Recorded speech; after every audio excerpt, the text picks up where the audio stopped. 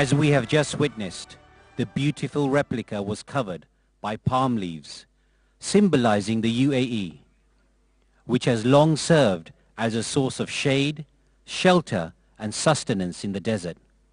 Similarly, the BAPS Hindu temple will also provide sustenance to universal values of love, tolerance, peace and harmony.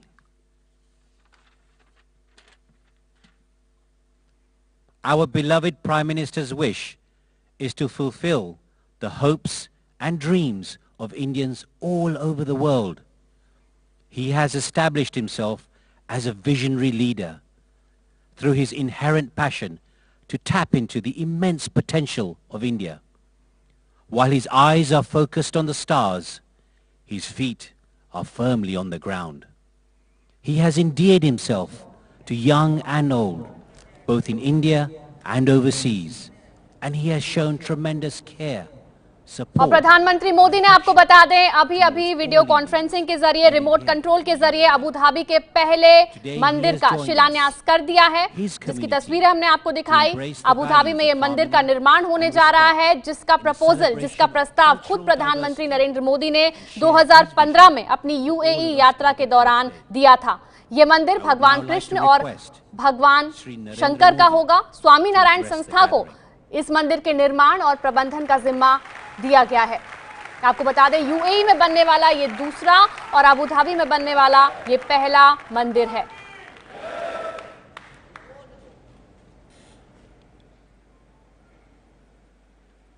उपस्थित सभी महानुभाव,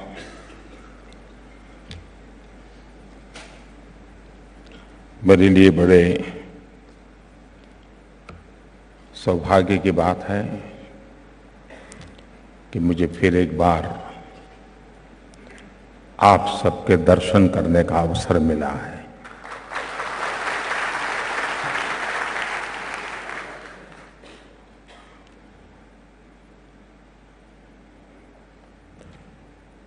– 2016 में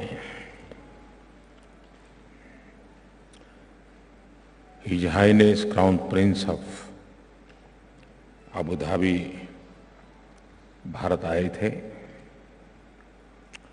2017 में हमारे अत्यंत महत्वपूर्ण गणतंत्र पर्व के वे मुख्य मेहमान थे।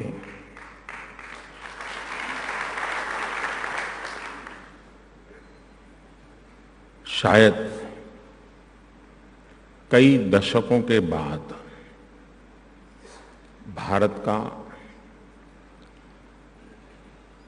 खाड़ी के देशों के साथ इतना गहरा,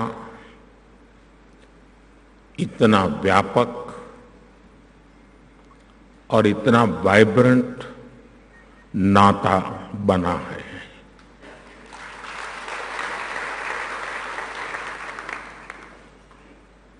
आज यूएई हो, खाड़ी के और देश हों, हमारा नाता सिर्फ बायर और सेलर का नहीं रहा है,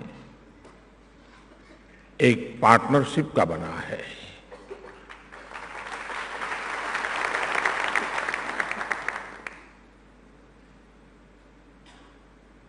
भारत इस बात के लिए गर्व करता है कि खाड़ी के देशों में 30 लाख से भी अधिक भारतीय समुदाय के लोग यहां की विकास यात्रा में भागीदार हुए हैं। मैं यूएई का, खाड़ी के देशों का हृदय से आभार व्यक्त करता हूं, अभिनंदन करता हूं। उन्होंने हमारे देश के 30 लाख से अधिक लोगों को यहां भारत के बाहर जैसे उनका दूसरा घर हो, उस प्रकार का उत्तम वातावरण दिया है।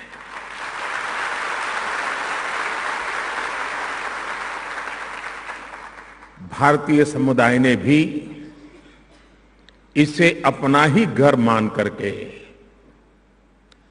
उसी प्रतिबद्धता के साथ, उतने ही परिश्रम के साथ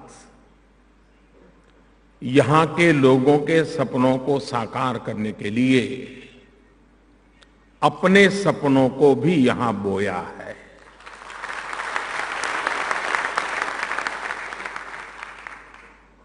और एक प्रकार से मानव समूह की पार्टनरशिप का एक ये उत्तम उदाहरण हम खाड़ी के देशों में अनुभव कर रहे हैं, यूएई में अनुभव कर रहे हैं।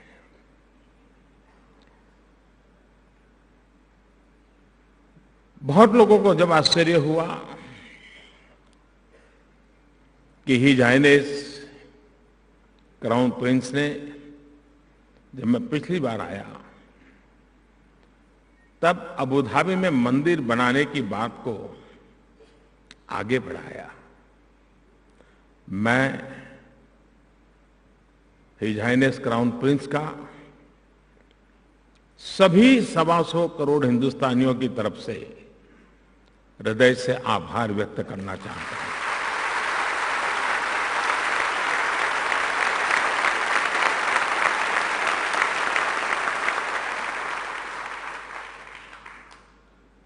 मंदिर का निर्माण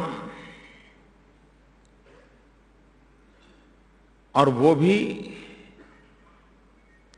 सद्भावना के सेतु के रूप में, हम उस परंपरा में पले बढ़े हैं जहां मंदिर ये मानवता का एक माध्यम है, होली प्लेस ह्यूमैनिटी का और हार्मनी का एक कैटलिक एजेंट है। और मुझे विश्वास है कि स्थापत्य की दृष्टि से, आधुनिक टेक्नोलॉजी की दृष्टि से, मैसेजिंग की दृष्टि से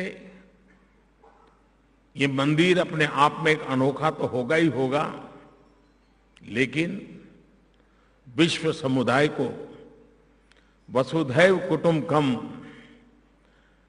जिस मंत्र को हम जिए हैं, उस मंत्र का अनुभव कराने का भी अवसर प्राप्त होगा। और इसके कारण भारत की एक अपनी पहचान भी बनाने का एक माध्यम बनेगा। मैं मंदिर निर्माण से जुड़े हुए सबसे आग्रह करूंगा कि यहां के शासकों ने भारत के प्रति इतना सम्मान जताया है, भारत की सांस्कृतिक परंपराओं का इतना गौरव किया है, ये हमारी जिम्मेवारी है कि हमसे कोई चूक न रह जाए, कोई गलती न हो जाए।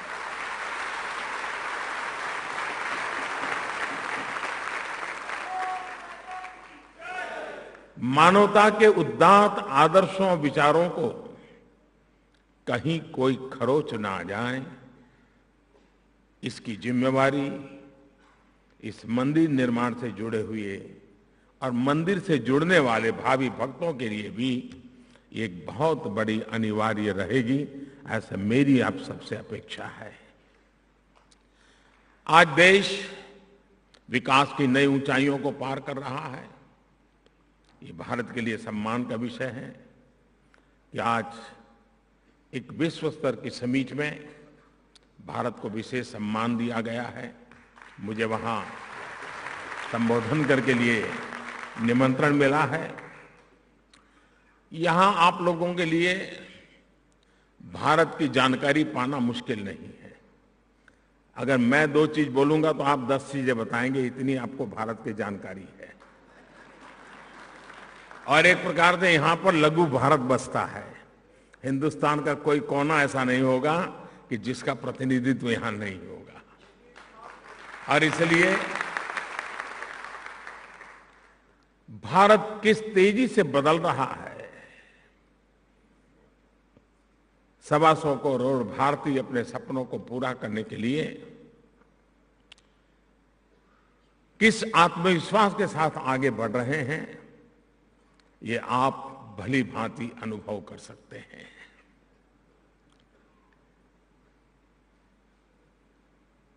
हमने वो दिन भी देखे हैं जब चलो छोड़ो यार, कुछ होने वाला नहीं है, चलो यार बिस्तरा उठाओ कहीं चले जाएं। निराशा, आशंका, दुविधा, ये कालखंड से हम गुजरे हैं।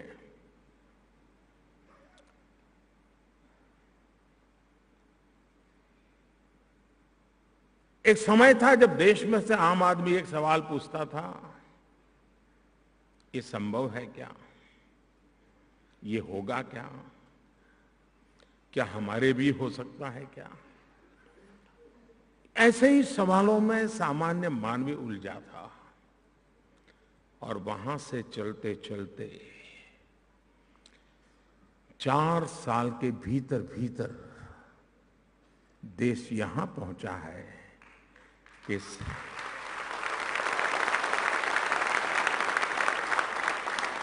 आज देश ये नहीं पूछ रहा है, ये नहीं सोच रहा है कि होगा कि नहीं होगा, या संभव है कि नहीं है, चलो यार दिमाग क्यों खपाए।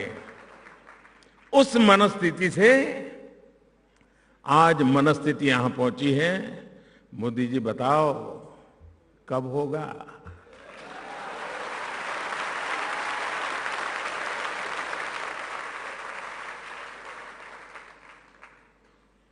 इस सवाल में शिकायत नहीं है, इस सवाल में विश्वास है, होगा तो अभी होगा।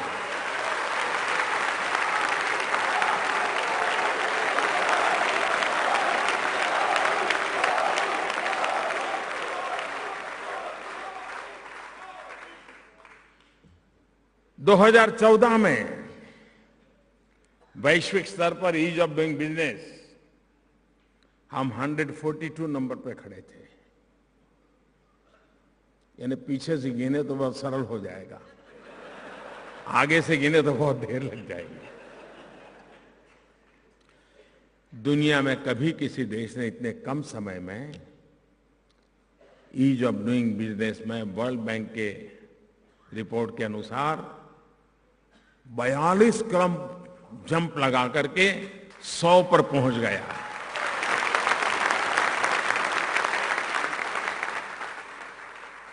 लेकिन कोई ये ना सोचे कि हम वहां पर रुकने के लिए आए हैं।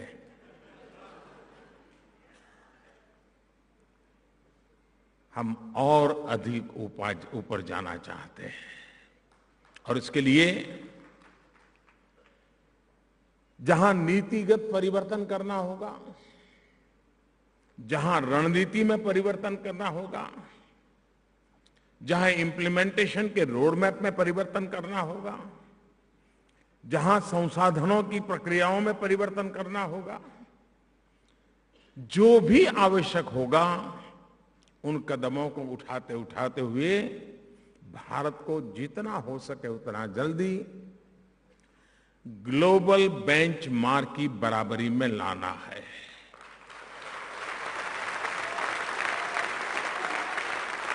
ग्लोबलाइजेशन वो चीज ऐसी नहीं है कि हम तो जहां हैं वहां बैठे और दुनिया से फायदा उठाते चले, जी नहीं। ग्लोबलाइजेशन वो चीज है जिसमें इस ग्लोब के सभी लोगों ने अपना अपना दायित्व निभाते हुए, हर किसी के साथ जुड़ते हुए, हर किसी से सीखते हुए, हर किसी को साथ लेते हुए उन ऊंचाइयों को प्राप्त करना है जो दुनिया के आखिरी छोर पर बैठा हुआ देश हो या व्यक्ति हो, उनके कल्याण के लिए भी काम आए। और तभी जाकर के तो सच्चे अर्थ में वसुधैव कुटुंबकम ये हम जी करके दिखा सकते हैं। भारत अपने एक वैश्विक दायित्व को निभाने के लिए नियति ने उसके लिए कुछ जिम्मेवारियां दी है। आज दुनिया कह रही है 21वीं सदी एशिया की सदी है। तो ऐसा तो नहीं है कि वो ऐसे आए टपक जाएगी और हम बिल्कुल हाथ ऐसे करके रहेंगे आ जाएगी। वो 21वीं सदी एशिया की सदी बनाने के लिए परिश्रम करना पड़ेगा। तत्कालीन लाभ हो या न हो, लेकिन लंबे अरसे की भलाई के लिए हमने कदम उठाने होंगे। महात्मा गांधी हमेशा श्रेय और प्रेय इसकी चर्चा किया करते थे। क्या वो काम करना कि जो प्रेय हो, या वो काम करना जो श्रेय हो? हमारी कोशिश ये है कि श्रेयस्कर कामों की ओर कदम उठाते चलें। तत्कालीन शायद प्रिय लगे या न लगे, लेकिन वो ऐसे श्रेयस्कर होंगे कि समय रहते वो प्रिय लगने वाले।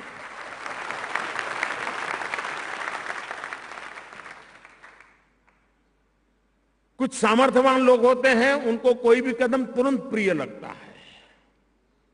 कुछ लोगों को कठिनाई होती है कि थोड़ा देर लगती है। अगर नोटबंदी करता हूं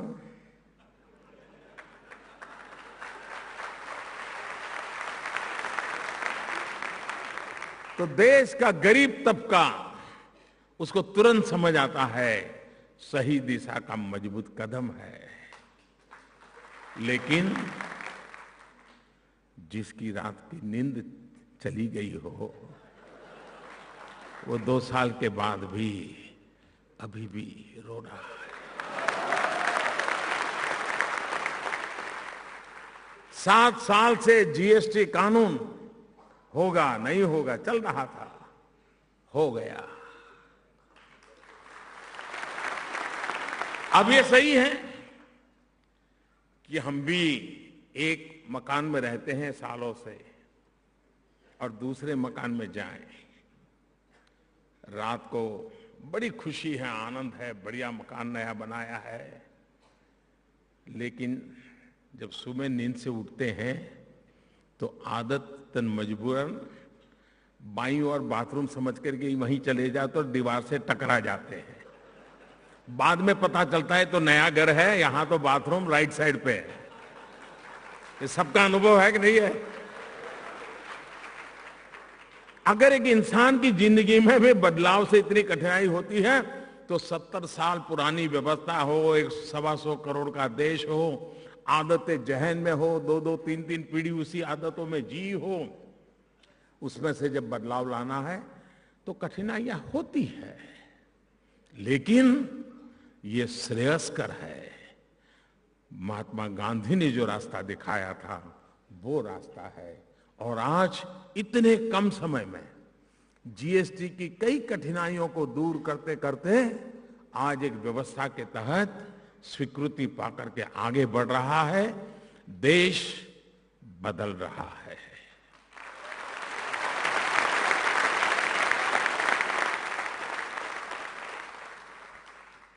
कल मैं अबू धाबी में था, कई सारे एग्रीमेंट किए, lower Zakum concession agreement, Middle East upstream के अंदर भारतीय कंपनी का पहली बार निवेश होना, ये पार्टनरशिप का एक उज्जवल पहलू शुरू हो रहा है। मेरा कहने का तात्पर्य इतना ही है, मैं आज अगले कार्यक्रम के लिए मुझे पहुंचना है, इसलिए लंबा समय आपका ले नहीं रहा हूं। लेकिन आप इतनी बड़ी संख्या में आए, इतना प्यार दिया, उधर तो मेरी नजर भी नहीं पहुंचती है।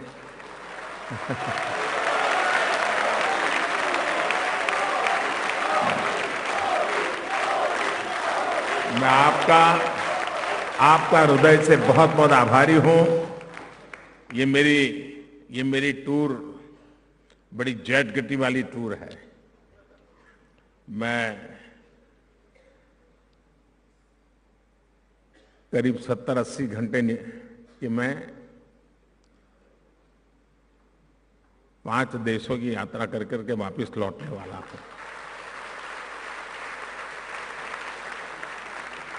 जॉर्डन, पैलेस्टाइन, अबू धाबी, अभी दुबई और यहाँ कार्यक्रम करने के बाद मुझे ओमान जाना है।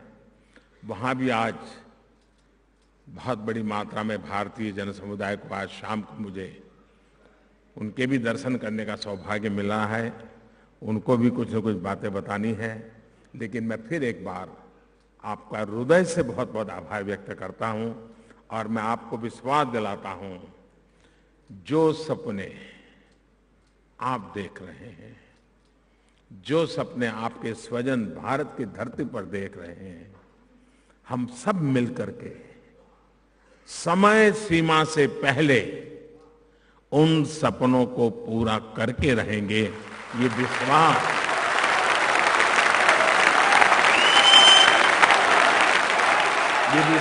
मैं आपको देता हूं। फिर एक बार आप सबका बहुत बहुत धन्यवाद। नमस्कार।